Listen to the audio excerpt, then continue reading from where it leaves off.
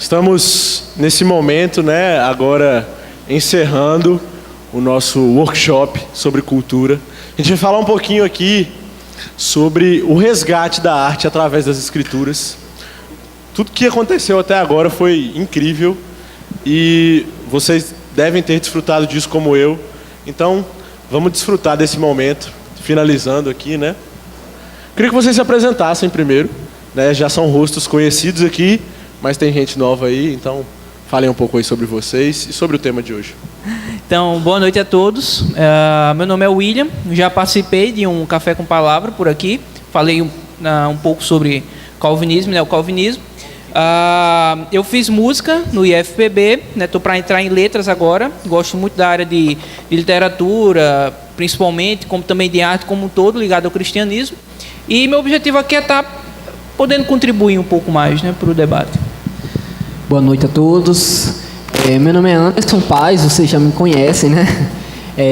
Eu sou membro aqui da IPBE e ajudo aqui com um Café com Palavra, principalmente, né? E sou estudante de Direito, meio intrometido em alguns debates, inclusive de artes. Então, por isso que eu me intrometi aqui uma vez mais. Primeira pergunta para o William. William, qual a relação entre arte e cosmovisão? Fala um pouquinho pra gente. Eu acho que isso já deu para ser bem evidenciado ontem na palestra de Anderson, né? Não sei quem estava aqui, mas primeiro acho que todo mundo já tem uma compreensão básica do que é cosmovisão, né? Cosmovisão é basicamente a nossa forma de enxergar o mundo, e todo mundo basicamente vai ter uma cosmovisão que é regido por certos valores, por certas coisas que nós vemos importantes.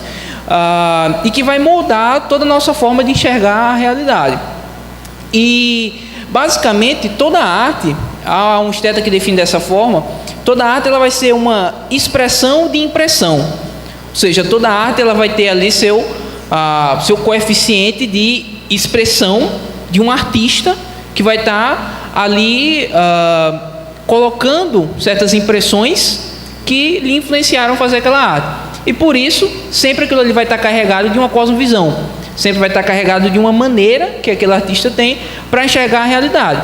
Eu acho que o que ontem ficou bem evidente na palestra do Anderson sobre o livro do Huckmacher é que, ao passar, né, do tempo, nos vários eventos históricos que nós tivemos importantes, eles foram dirigidos por pessoas, por eventos que eram movidos por diferentes cosmovisões. E essas cosmovisões, elas vão aparecer ali na arte que era produzida.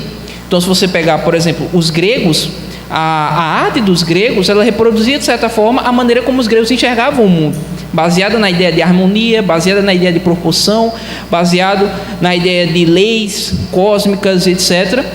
A partir daquela forma de enxergar a realidade, como a arte ela vai ser uma imitação da realidade, a arte que eles produziam também era baseada naqueles valores que os influenciavam. Da mesma forma como nós temos ali no início, né, da modernidade, nós vamos ter certos valores que vão influenciar aquela arte que foi produzida na modernidade, e assim vai. O cristão, da mesma forma, o cristão ele é movido por sua cosmovisão, ele é movido pela sua forma de enxergar a realidade, não mais baseada na maneira como o mundo, como o nosso tempo vai enxergar a vida, mas daquilo que nós poderíamos dizer da criação, queda e redenção.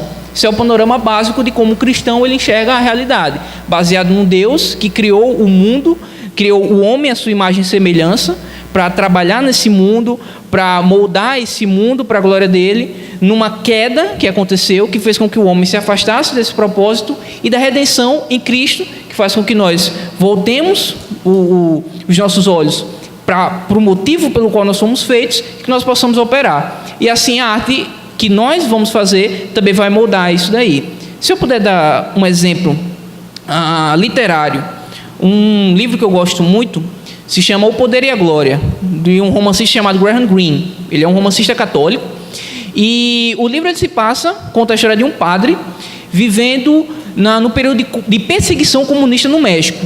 E esse é o único padre vivo no México.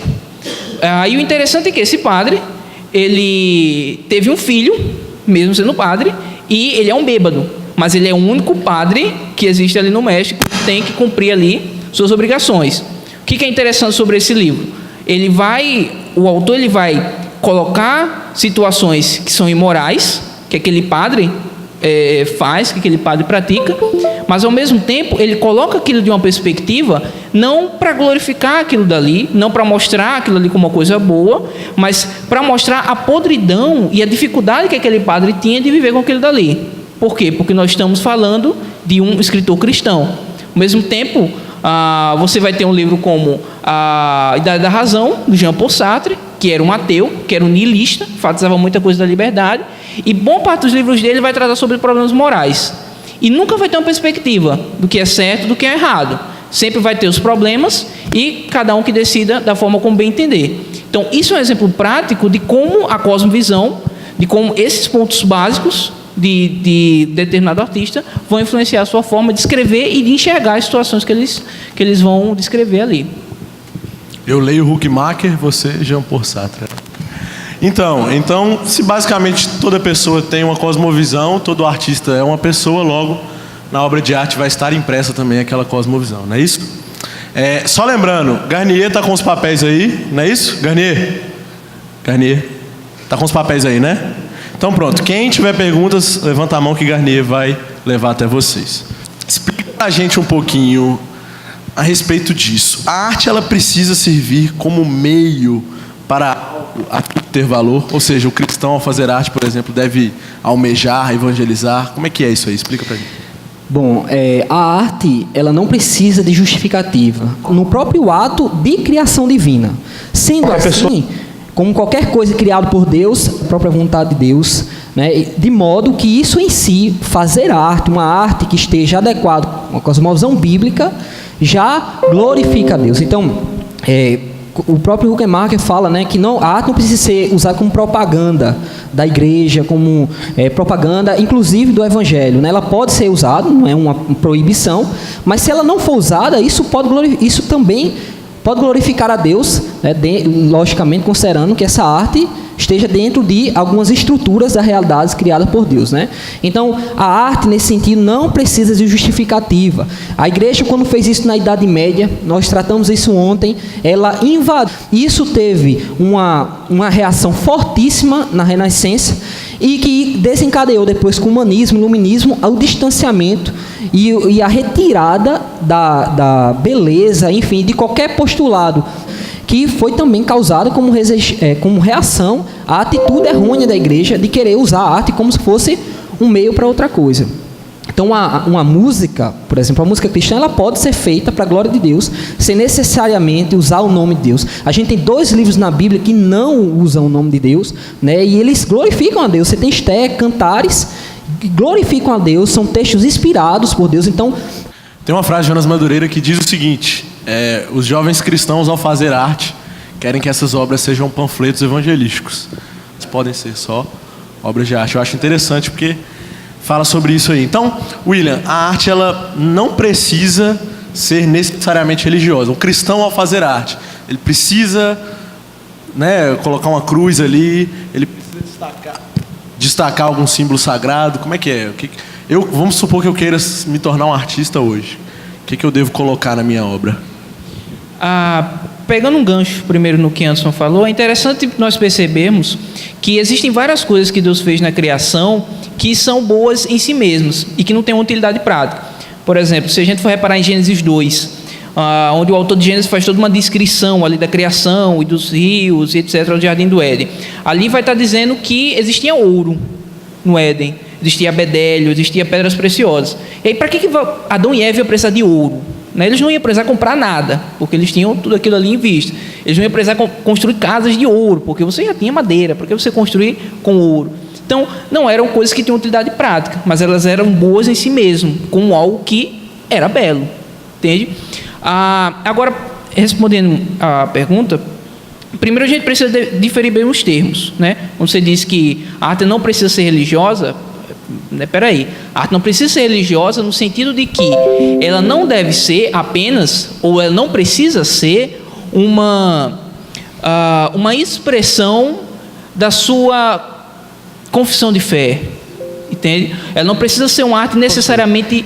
A maldade humana, mostrando a degradação humana, mostrando como o homem, enfim, é mau e comete atos malignos. Um cristão, ele pode mostrar a realidade humana, mas ele não pode parar por aí. Se ele parar por aí, onde fica a redenção? Então, é nesse aspecto que entra a cosmovisão cristã. Ela não dá só uma parte de um... É brutal, de fato, o homem é mau. Mas há sentido, há redenção. Eu não vou fazer como os filósofos e pintores existencialistas que começaram a pintar a realidade e começaram a negar a realidade e chegaram ao ponto de simplesmente dizer que não há nada, não há sentido, não há... Tudo é absurdo. Então, o cristão não vai cair nessa. Ele vai subir a escada. Ele pode mostrar o desespero inicialmente, mas ele vai voltar a subir a escada. É interessante notar, por exemplo, que no século XX nós tivemos grandes escritores cristãos, romancistas, poetas, etc. E o tema mais tratado sempre foi o pecado. Então você vai ter Jorge Bernanos, François Mauriac, escritores que são interessantes se vocês quiserem pesquisar, conhecer mais. T.S. Eliot foi um grande poeta. Seu poema, um dos maiores poemas do século XX, The Wasteland, é um poema bem triste, sombrio, quando você vai ler. Porque ele vai falando sobre toda a degradação cultural da Europa naquele período e etc. Então, são poemas, são livros, são romances que trabalham muito com o pecado, com coisas que são ruins, por assim dizer. Mas é justamente ali que você tem que trabalhar e mostrar a perspectiva de redenção. Então, eu acho que isso é até importante para que os artistas cristãos, escritores, cineastas, se alguém tem interesse, né? Você disse que pensou nisso, né? Eu acho que seria muito bom se tivéssemos mais cineastas cristãos. Eu acho que isso são temas que deveriam ser mais abordados, entende? Um cineasta que eu gosto muito, que aborda muito temas pesados, é o Martin Scorsese. Martin Scorsese é católico, bem tradicional, mas os filmes dele abordam coisas que são bastante pesadas, mas sempre existe uma perspectiva de ou mostrar para onde aquilo dali leva, sempre para algo fatídico, ou sempre mostrar uma perspectiva de redenção, mas não se acanhar de falar de outros assuntos, mas colocar numa perspectiva cristã. Você falou de Scorsese, eu acho que é dele um filme que chama Silêncio, né? É um filme recente, e eu achei interessante que ele foi lançado bem na época que foi lançado aquele filme Até o Último Homem, né? Do soldado adventista que não pega em armas para ir para a guerra e tal. E uma coisa interessante é que esse filme Silêncio, ele é pessimista, né? Ele mostra 2 missionários na China, no Japão, na China ou no Japão? É Japão ou China? Acho que é China. Mas aí depois vocês pesquisam e vão saber. Japão. Fui corrigido aqui. 2 missionários no Japão e eles orando a Deus, e diferente de Até o Último Homem, parece que as orações desses missionários não são respondidas, né? E ele é um diretor, como o William disse, católico. Então o que a gente pode tirar dali? É pessimista o filme, e aí? A beleza, a significado? É um filme aí indicado, né, para vocês, já que você falou. Legal. E aí, tem perguntas já vindo para cá? Cadê? Tem? Não? O pessoal não quer fazer nenhuma pergunta, gente. Assunto interessantíssimo como esse. Então eu vou continuar aqui, mas vão pensando aí, vão formulando. Levantem a mão, chamem Garnier. Mas vamos lá, Anderson. A gente falou essa tarde aqui muito sobre princípios bíblicos, né? E aí, que princípios bíblicos, quais princípios a gente pode encontrar na Escritura que a gente deve considerar na hora de fazer arte, na hora de produzir arte? O cristão, para produzir arte, deve considerar quais princípios bíblicos? Bom, tudo que se faz na vida cristã, você tem aqueles princípios gerais, né, de amar ao próximo, de fazer todas as coisas para a glória de Deus, de você, enfim, aquilo que é básico na vida cristã, ver a vida de santidade, tudo mais, caráter. Isso é muito, muito interessante, porque Huckmark bate muito nessa tecla para dizer que todo artista cristão deve partir disso. Ele não pode pensar em começar depois. Não, ele tem que começar aqui, nos princípios básicos da fé cristã, para ele ter a identidade cristã e ter a cosmovisão cristã, obviamente. Mas aí, dentro da estrutura da criação divina, você tem elementos que você pode encontrar como produzir uma boa arte. Então, logicamente, isso é uma pergunta extremamente ampla, há muita coisa a se falar, mas é importante dizer que o cristão deve, pelo menos, ele não pode negar a realidade, ele não pode chegar a um ponto de abstração, de negar a realidade, valor, sentido, de cair, como a gente comentou já, no existencialismo.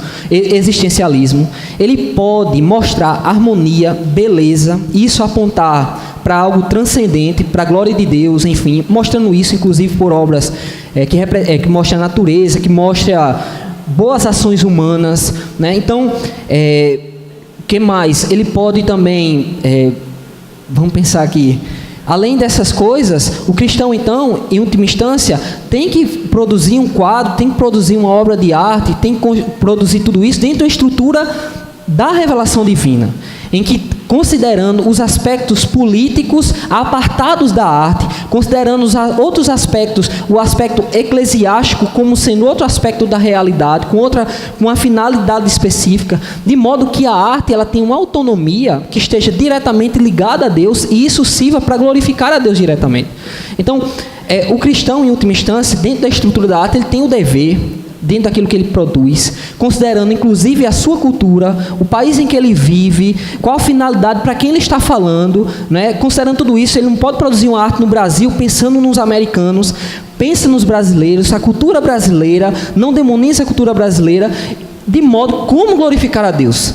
E isso aí são princípios gerais que ele tem a obrigação de pensar e efetivar na prática da arte que ele está produzindo. Eu acho que pensando nessa questão do que ele tocou também sobre o amor ao próximo, isso é importante porque coloca outro princípio que é bem fundamental para a arte, que é a questão da excelência. Então, não é simplesmente você ter boas intenções, eu vou ser um artista cristão, então eu vou fazer alguma coisa aqui porque eu quero ver o reino de Deus e tal. Não adianta você ter apenas boas intenções e você não faz alguma coisa com excelência.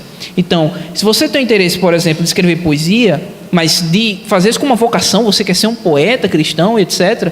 Poesia não é apenas você colocar palavras, uma embaixo da outra. Estude sobre isso.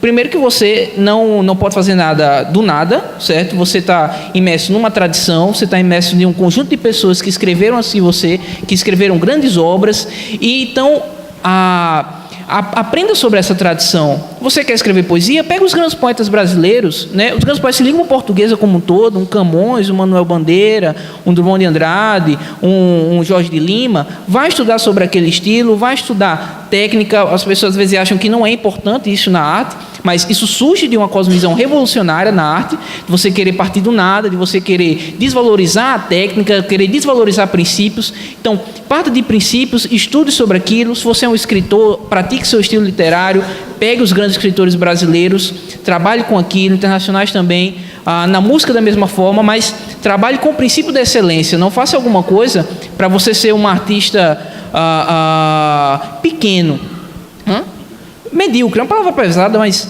medíocre, entende? Faça alguma coisa buscando a excelência, buscando saber que você está fazendo alguma coisa para Deus e que você está reproduzindo ali a ordem que Deus colocou na própria criação dele. Então, esse princípio de excelência eu acho que é fundamental. Não basta simplesmente fazer um filme e fazer um Deus não está morto, por exemplo. Faça um filme bom, entende? Crie um bom enredo, trabalhe em fotografia. Entenderam, faça um bom trabalho fotográfico, crie um bom enredo, faça coisas boas, entende? Não personagens estereotipados, o ateu malvadão, o cristão bonzinho, e no final o ateu morre e todo mundo cantando no final, Faça coisas boas. Pegue os princípios que tem, nós temos uma grande tradição cinematográfica, beba disso e faça algo bom, certo? Parte daquilo. E a gente sempre pergunta como protestar numa sociedade em que a arte é usada para denegrir valores e rejeitar o divino, inclusive escantear a igreja. Como a gente protesta? Basta apenas tirar a minha conta de determinado banco porque financiou uma exposição que valoriza uma determinada ideologia? Isso é suficiente? A melhor forma de protesto, não só na questão da arte, mas em todos os outros aspectos que Deus nos deu, é de produzir algo bom. O cristão, ele tem a obrigação de pensar como é que eu produzo algo bom afirmativamente, não só no sentido negativo de rejeição daquilo que é mal, que está sendo produzido na nossa sociedade. Dizer, não aceito isso por conta disso, tudo bem, cabe isso imediatamente. Mas os efeitos de longo prazo para que uma sociedade seja mudada é produzir algo bom, sentido positivo, dar alternativas à sociedade, para que pessoas vejam, digam, não, realmente, olha, veja como isso aqui é melhor do que essa obra, esse museu aqui que está produzindo esse determinado tipo de ideologia por meio da arte. Então, o cristão, ele pode mostrar algo superior do que está sendo produzido no mundo, e essa é a melhor maneira de resistir ao espírito do mundo, e também avançar com o reino de Deus, para que as pessoas sejam abençoadas. Massa. Gente, se vocês quiserem vir perguntar aqui no microfone também, tá liberado, viu? Pode vir aqui, eu sei que tem muita gente querendo perguntar, mas... Um de cada vez, um de cada vez, porque senão não vai dar certo. Bom, Anderson falou agora um pouco sobre a resposta do cristão, né? E a pergunta que veio do pessoal foi justamente essa, em relação à apologética cristã, né? Seguinte, a arte, ela tem influência moral sobre a sociedade, ou seja, não simplesmente representa. E se sim, qual a relação da arte com a atual apologia ao progressismo? Certo, é muito interessante essa pergunta. Huckmark, ele trabalha com esse tipo de questionamento, né? Como é que a gente dá uma resposta e mostra uma cosmovisão bíblica para a sociedade? Eu acho que é fundamental a gente compreender uma coisa que os neocalvinistas eles entenderam, que eu acho que a pérola mais interessante dos calvinistas é trazer a noção de que não há neutralidade. A arte, ela consegue tocar os aspectos emocionais, consegue tocar razão, consegue tocar vontade, consegue chegar muitas vezes onde a voz da ortodoxia, do pastor, da pregação não consegue chegar. Então, o cristão que trabalha com a arte, em resposta inclusive a esses avanços que há em sentido contrário, ele pode usar a arte para conseguir, enfim, logicamente com a bênção e a graça divina, tocar as emoções, tocar o coração de pessoas. Vejam, a gente seguiu muito, né, a apologética cristã nos seminários. A gente é muito treinado e acostumado a... Veja, se alguém falar esse argumento, você responde esse argumento porque destrói esse, como se fosse tudo lógico dedutivo. Na razão, tudo no âmbito da razão. Só que isso é um projeto bastante iluminista. A Bíblia, ela vai mais fundo. A Bíblia se preocupa não só tocar a razão. A Bíblia vê a razão como um aspecto do coração, dentre outros. O ser humano é muito mais complexo do que isso. De modo que o que a gente deve pensar é não achar que os nossos emaranhados ou as muitas produções X ou Y vá conseguir alcançar a razão de fulano ou beltrano e vai mostrar que aquilo é melhor. Não, mas quem sabe a arte não possa ser um instrumento que Deus use para tocar as emoções, a razão inclusive, a vontade daquelas pessoas, e isso ser a melhor maneira de resistir ao espírito do mundo. Então, para mim isso é fundamental, porque não há neutralidade nesse aspecto. A arte, alguém que produz arte está trazendo aquilo do seu coração. Do seu coração provém as fontes da vida. Então, ele reproduz aquilo que está lá dentro, sabe? E justamente por isso, um cristão ele pode trazer algo em um coração regenerado, de mostrar algo valoroso para a sociedade que procura respostas, e isso Deus utilizar para abençoar pessoas. Então essa é a melhor maneira de resistir. A gente fica tão preocupado em cargos políticos ou algo do tipo, quem que pode ocupar, quem pode ocupar. Há vários outros aspectos da realidade que a gente precisa avançar em também e ocupar, e isso também ser usado para que Deus toque corações de pessoas, vá mais fundo naquela vida. Eu acho que um ponto interessante também a ser tocado nisso é uma das funções talvez fundamentais que a arte tem, que é a função talvez de educar o imaginário. Para a gente entender isso, é preciso a gente pensar o seguinte: a arte, principalmente a arte narrativa, na literatura, no cinema, no teatro, etc., ela coloca ali para você situações que não são necessariamente reais, mas que são possíveis. Coisas que não necessariamente aconteceram, mas que podem vir a acontecer com você. E o que ela faz com você? Ela coloca você ali naquele momento, trocando de papel com aquele personagem.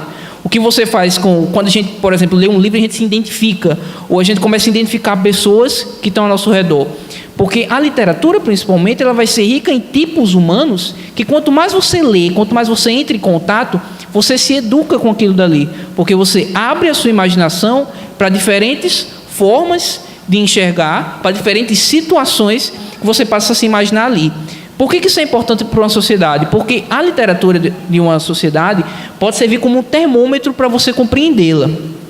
Exemplo, pegue todos os defeitos que o brasileiro tem, o brasileiro médio. Você vai encontrar tudo nas obras de Machado de Assis. É impressionante. Aquela coisa do jeitinho brasileiro, do camarada que cresce sem fazer grande coisa, que luta por cargos políticos, que passa a vida toda brigando por besteira. Isso está tudo documentado em Machado de Assis. Porque a arte, ela vai ser uma expressão desses tipos humanos. E por que isso tem uma importância na sociedade? Porque isso, de certa forma, cria a maneira como a própria sociedade depois ela vai se enxergar. ela cria os arquétipos, cria as formas como as pessoas elas vão agir depois.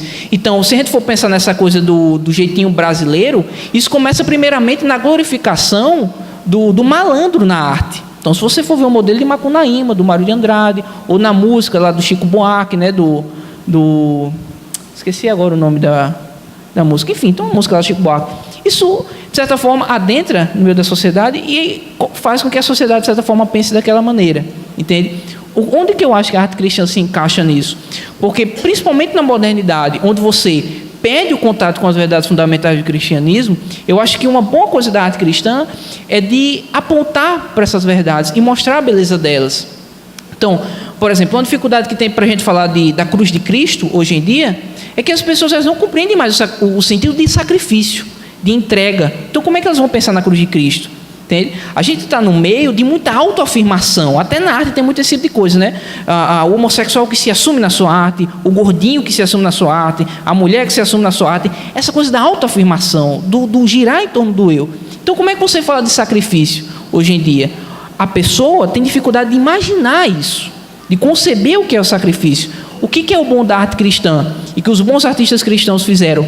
Apontaram para esses valores, para essas práticas que foram esquecidas na modernidade. E isso, de certa forma, é uma espécie de apologética pelo belo. Não no sentido de apologética mesmo de brigar, ou de você usar a arte para apologética, mas no sentido de você apontar para essas verdades que são parte da sua própria vida como cristão. E isso, tendo uma grande proporção, serve para que a sociedade veja a beleza do cristianismo, serve para que as pessoas vejam a beleza dessas verdades que foram esquecidas. Eu acho que essa talvez seja a nossa melhor forma de apologética, né, hoje em dia. Legal. Então, ao mesmo tempo que a arte ela representa, né, aquilo que há numa sociedade, também influencia aquilo que pode acontecer, né? Legal. Gente, alguém tem alguma pergunta aí? Ninguém? Vocês já estão sabendo tudo. Massa. Eu glorifico a Deus que vai todo mundo sair daqui já especialista. Tem alguma pergunta? Beleza. Vamos esperar. Bom, a última pergunta aqui, e aí a gente vai encerrar com a sua pergunta, então agiliza aí pra gente. É o seguinte: qual. E essa pros dois?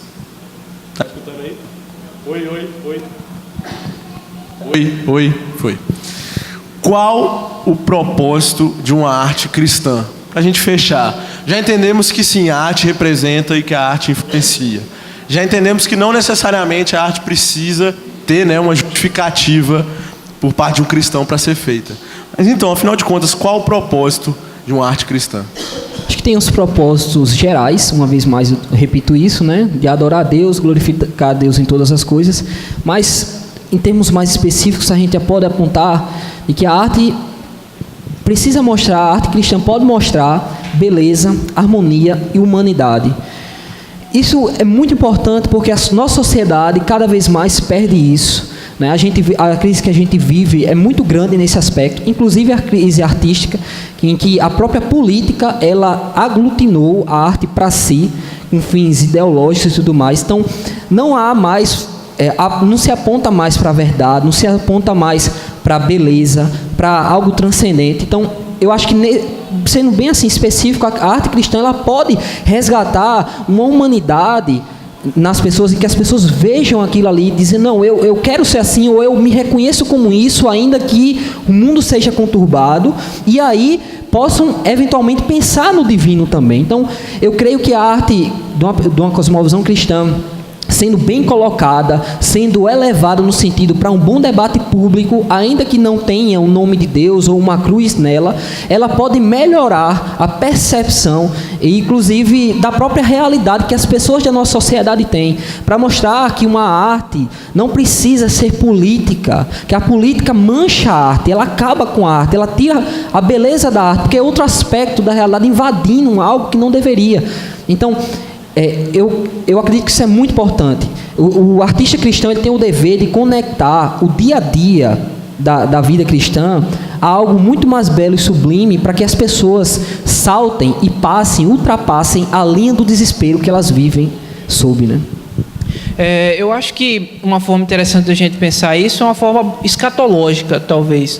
Eu acho que o cristão artista, Isso, o cristão que tem a vocação mesmo, que ele quer trabalhar com isso, um músico, ou um escritor, um pintor, etc., a função dele é testemunhar para o mundo caído a beleza do mundo vindouro.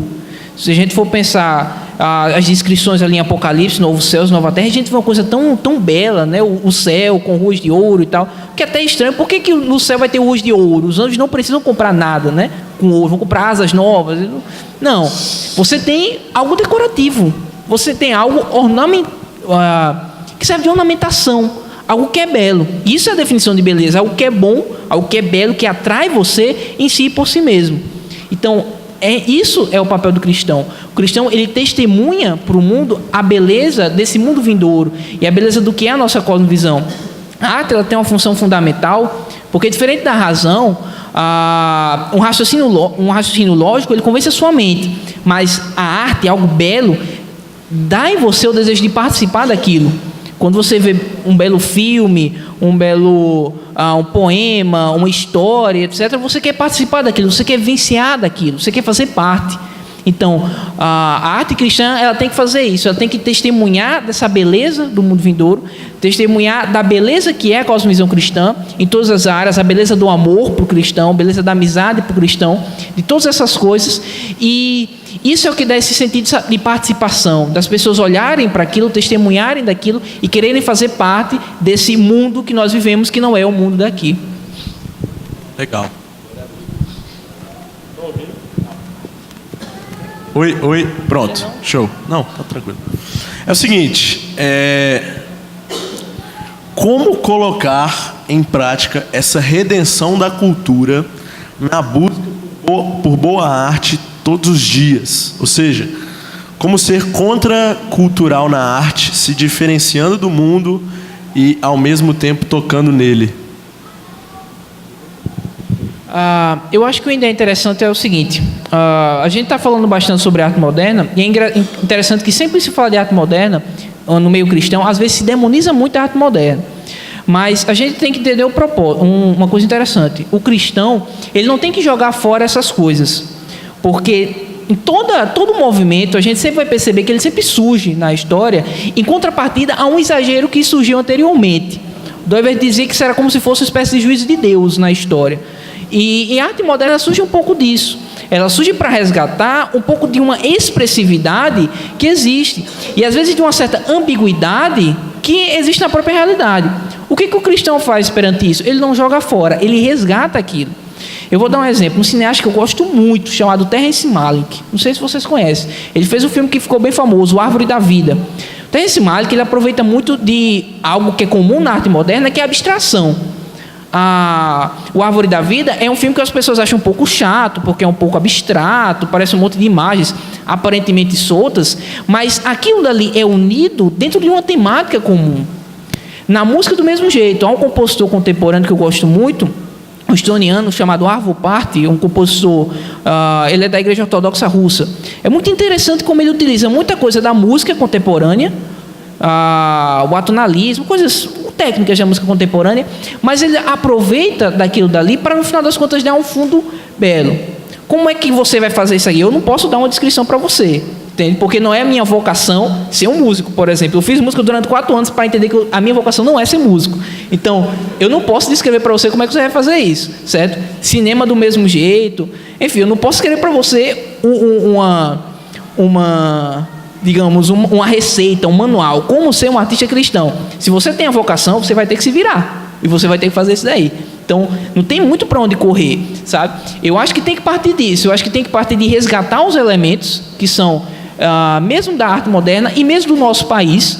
Uma coisa que eu fico, às vezes, triste de muitos cristãos que se importam, por exemplo, com literatura, querem escrever e etc., mas tem um estilo literário tão pouco português.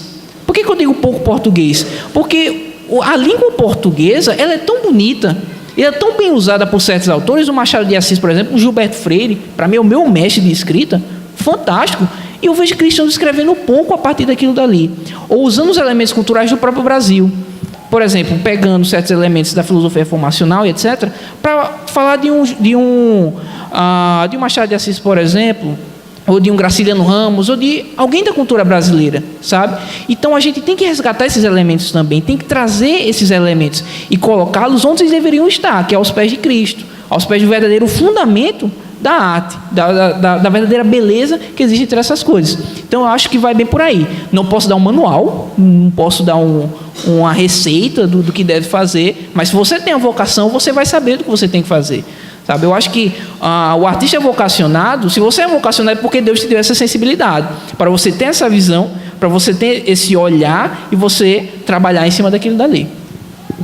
Legal. Só para acrescentar, esse Terrence Malick ele fez Oi.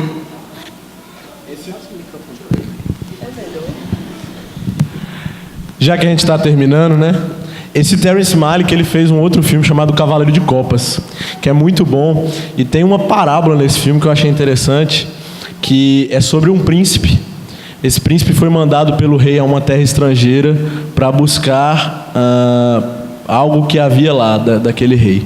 E chegando nessa terra estrangeira, lhe oferecem uma bebida. E quando ele toma essa bebida, ele começa a esquecer por que ele foi até ali. Depois ele esquece quem ele é. E depois ele esquece tudo a respeito da sua realidade. E eu acho interessante como isso se parece muito com a realidade do homem na terra, antes da redenção. Né? Através do pecado a gente acaba esquecendo o nosso propósito aqui. A gente acaba esquecendo por que nós estamos aqui, qual é a nossa identidade, quem é o nosso Deus. Né? Então, quando nós somos redimidos por Deus e nós nos lembramos da nossa identidade, nos lembramos do nosso propósito aqui, nós também conseguimos redimir a arte. Eu acho que quando eu vejo filmes através da sétima arte, a forma como eu tento resgatar o que está ali é justamente fazendo isso, tentando trazer aqui, né, aos pés de Cristo e mostrando, olha, tem um ensino aqui, tem como esse filme, como outros filmes, como a arte, e que a gente possa glorificar mais a Deus. Então o incentivo mais uma vez é se envolvam com a arte. Amém? Gente, é uma pena que está acabando. Mas a gente espera poder tratar sobre esse tema e diversos outros, ainda muito mais aqui. Eu espero que vocês tenham sido abençoados. E a gente vai ter um momento do sarau agora. Arnê, sobe aqui para orar e falar um pouquinho aqui. Mas obrigado, gente. Deus abençoe vocês.